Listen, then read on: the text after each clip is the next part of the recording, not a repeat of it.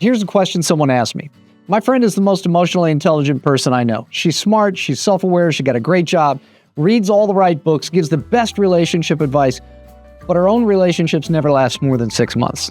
If emotional intelligence is as important as everyone says it is, how could that be? Well, the answer to that is it's complicated. So let's talk about it. So yeah, this can happen. Someone with high emotional intelligence who struggles with their own personal relationships, it seems counterintuitive. How in the world could it be? I think there are a lot of reasons why something like this can happen, but here's the one that I think is the most complex, and yet it's the most subtle. But before I tell you about it, I've got to tell you this story. It was a long time ago. I had this couple who had been referred to me by another couple that I had counseled. And when they came into my office, the husband was really likable. He's a very successful guy, great with people, had the unique knack of being able to work with difficult personalities, but his marriage was crumbling at home. And his wife said something to me in one of those sessions that I've never forgotten. She said, he understands everyone's feelings, including mine, but he never shows me his. A basic principle about people that you need to know if you want to understand yourself and if you want to understand other people. We will go to great lengths to avoid our inner world. And by our inner world, I mean our emotions and thoughts and motives and hurts and fears, that kind of thing. I don't know if you ever saw the movie The Sixth Sense, but there's this little boy named Cole, and he's scared to death of this small dark room at the top of this set of stairs. Is there something you want to see in there? No.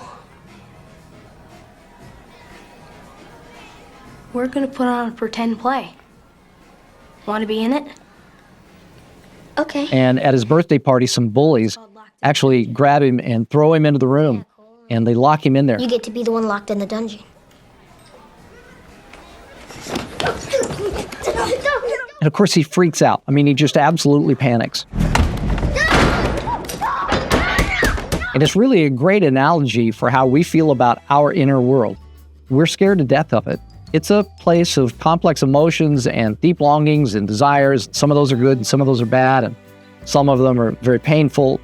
Some of them are ugly. And it's easier to just avoid it altogether. And again, without going too deep, the way that we tend to avoid ourselves takes one of two paths. One is the path of self-destruction.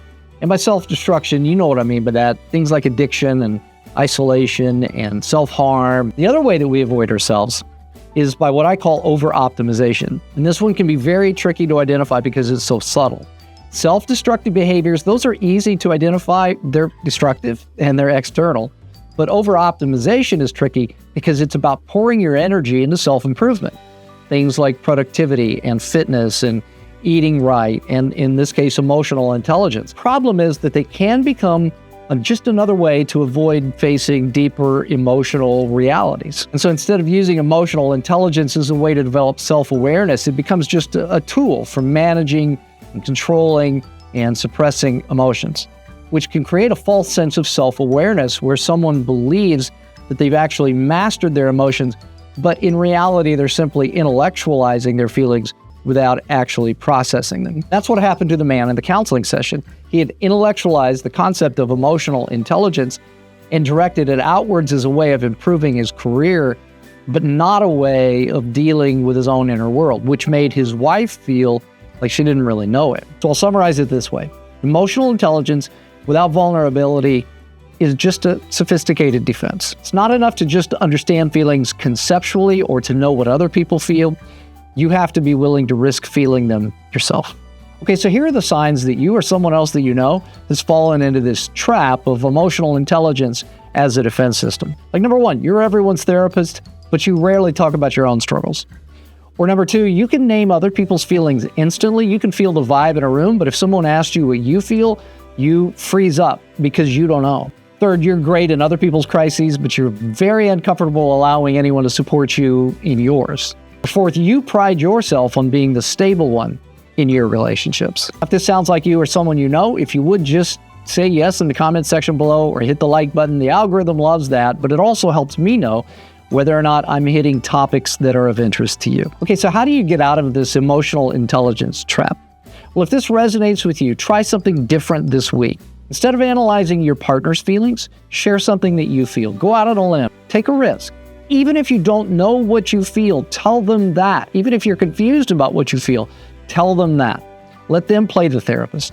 You might be surprised by how uncomfortable you feel, but you also might be surprised by how much it changes your relationship. Now, if you found this video helpful, please check this video out. It's about how you can be too nice in a relationship. If you like this video, please subscribe so that you can be notified when new videos come out. And I'll catch you in the next video.